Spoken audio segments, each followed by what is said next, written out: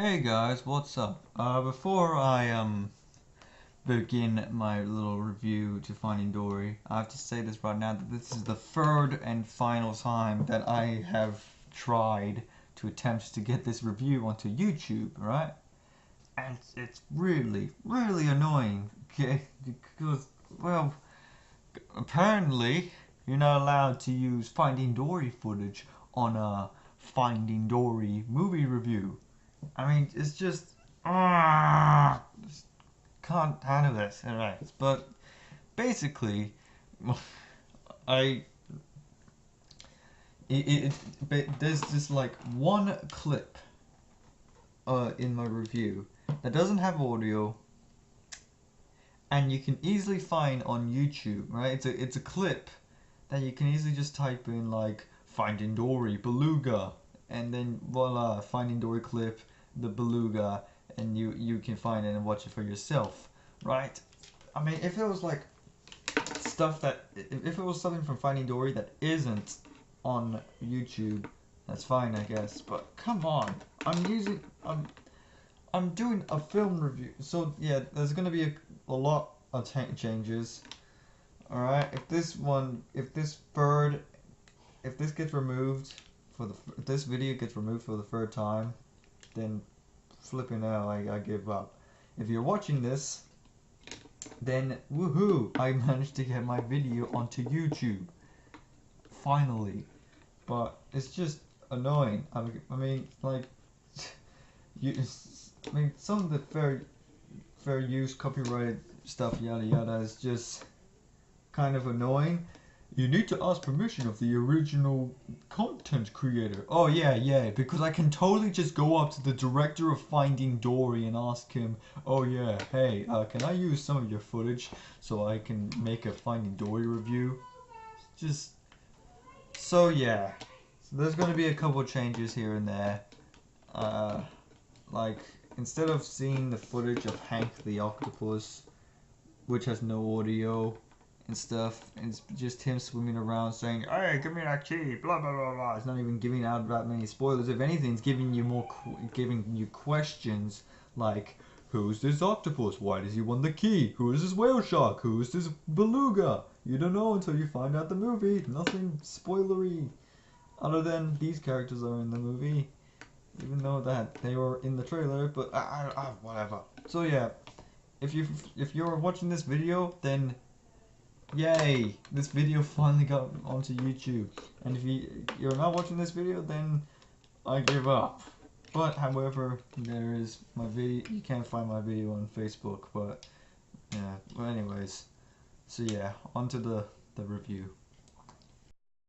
When I was a little kid, I was a very adventurous, curious, and a very happy-go-lucky kid who wanted to learn more about the world's animals and environments. And I always wondered what lied deep below the ocean.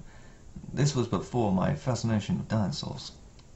And then at some point, I was introduced to two different childhood movies. One was Free Willy, a movie about a boy trying to free an orca in captivity, and this movie made me love whales. Ironically, the time I hit teenage years, I grew a phobia on whales and sharks. The other movie was Finding Nemo.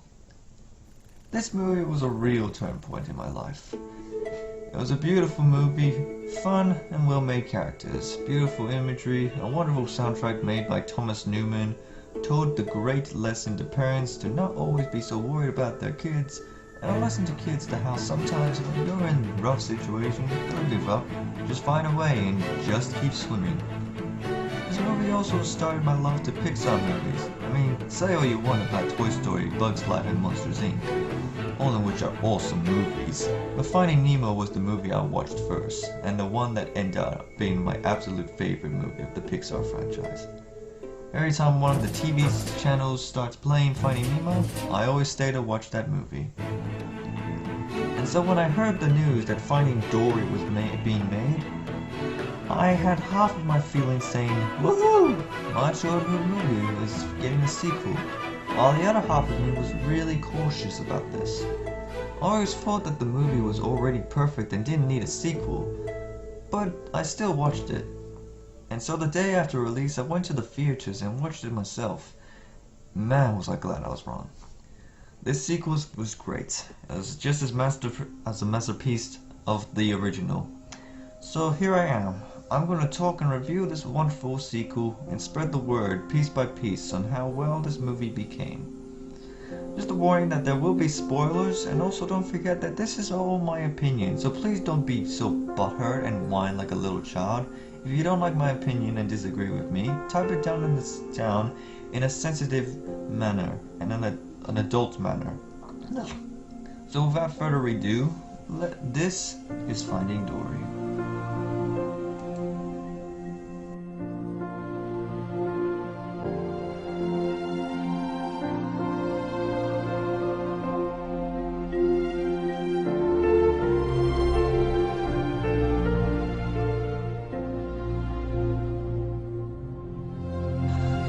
Finding Dory mainly focused on one thing, Dory.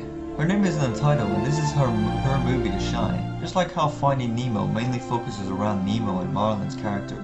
And boy do they explore so much with this character. I mean, who would have thought that this scene... No, it's true, I forget things almost instantly. It runs in my family. Well, I mean, at least I think it does.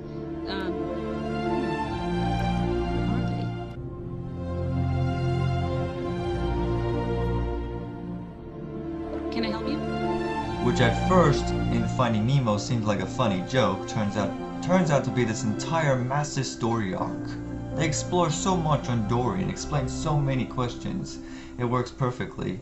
They explain how she knows just keep swimming thanks to her parents, and how she knew how to speak whale from her friend Destiny, a whale shark, which we will get to later. Her short-term memory loss is at times very funny to watch, but you also feel sorry for Dory while watching fish get angry at her because of her disease. She can't help it, but it just happens easily and everything just breaks apart all around her. But then she forgets it all and doesn't understand why fish are angry at her. I love how well small fragments of her memory, or island memories, start popping up here and there because of the key things she mainly remembers. I also like how she somehow knows some stuff, such as an octopus has 3 hearts, but doesn't exactly remember why. Then later, when she is in the exhibit she uses to live in, there is a poster saying that an octopus has 3 hearts. Dory's search for her parents was just one big roller coaster of emotions. One moment I'm watching a short Pixar animation they always do before the actual movie to holy god that is cute! And it's really genuinely sad seeing her lose her parents, getting washed out to the ocean, talk to some fish for help, just to then forget what she was searching for in the first place. And when she finally meets up with her family, it's real happy and heartwarming, and some people can relate to Dory. There are some people out there who don't remember their family, or even worse, don't have one at all. Those know what Dory can feel at times, and create a really great relationship with a fish. Sometimes we want to remember things.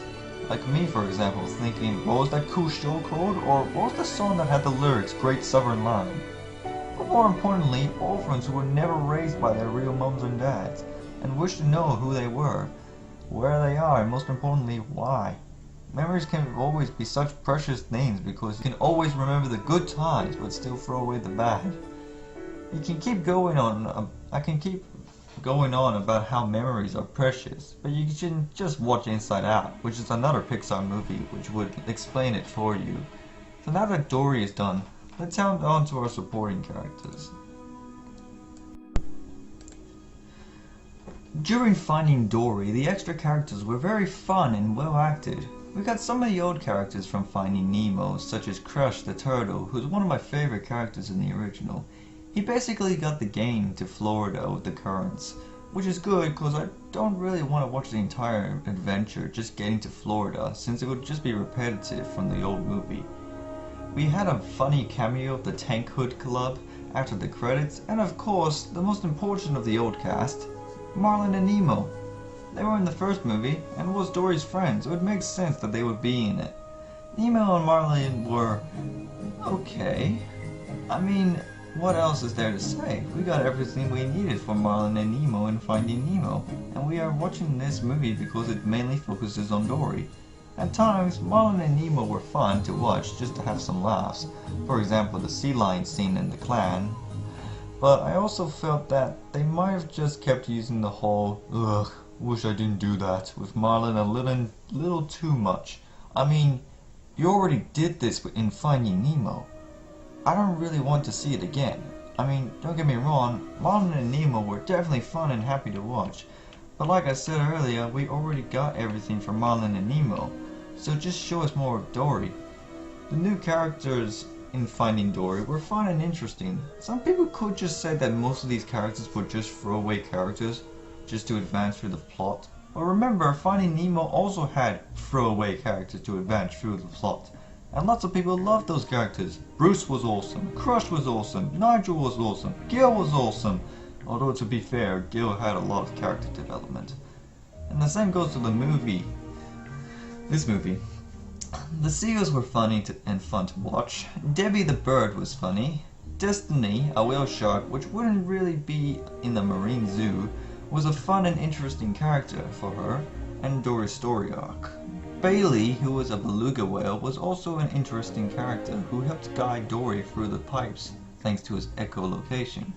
But by far the best of the new characters is Hank, an octopus who is basically the opposite of Dory.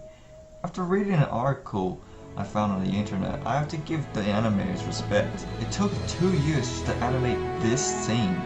That must have took a lot of blood, sweat and tears. Although I will admit, when I first saw the trailers for Finding Dory and saw Hank, I thought he would have been a been there, done that, he's a villain because he's an octopus, so freakish looking. Thank God I was wrong. Hank is a smart and stealthy octopus who, like I said earlier, is the opposite of Dory. Unlike Dory, he wants to forget things because he has been through some really rough times that us, the audience, doesn't even know what. It makes him look more mysterious. He would rather be caged and looked after by humans rather than looking out for himself in the open ocean. I personally see Hank as a symbolism for aging teenagers. Some teens in the world today are scared and frightened of what they are going to do in the future and doesn't want to be in their own, paying for the bills and getting a job and paying for food.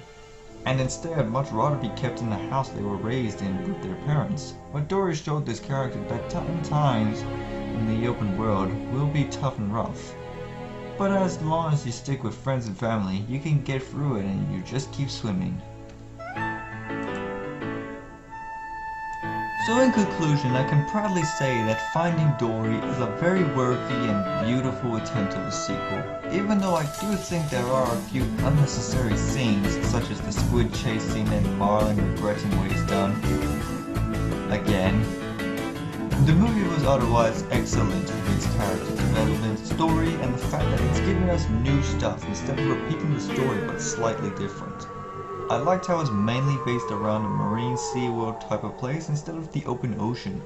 So my final words for this movie is that if you liked Finding Nemo, or Dory, or Pixar in general, you will like this movie, and I 100% recommend it to you. This movie will stay in my heart just as close as the original movie. And so that is all I have for today. That is all I have to say for Finding Dory. I am Marcel Hart, and make sure you have a great time.